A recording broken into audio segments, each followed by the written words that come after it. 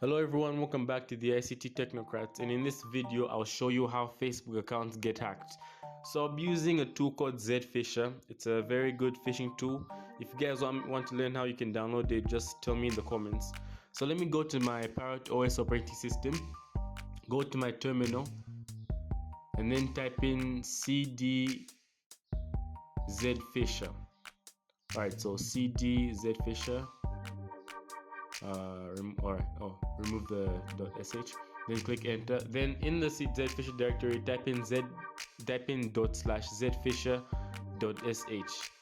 so from there click enter. Now once you click enter, it will load for a bit and then it will show you a list of all these templates.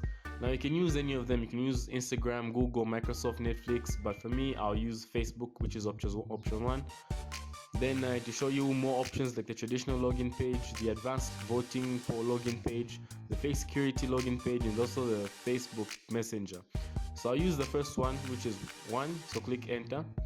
Then the service I'll use will be Cloudflare, so click option 2.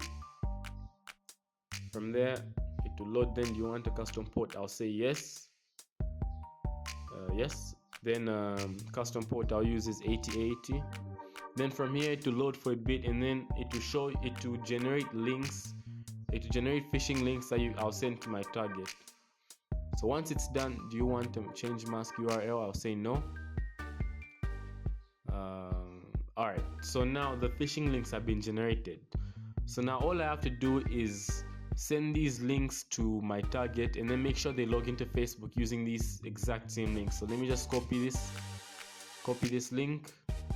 Then go to your browser, my browser Safari, so let me just go there, paste the link there and then click enter. Alright, now you can see that the page looks exactly like Facebook. So let me just enter a fake email address. Let me just say I am no, let me remove this. Let me use John Doe. Yeah, let me use John Doe 2000 at gmail.com. Alright, password will be 123456789.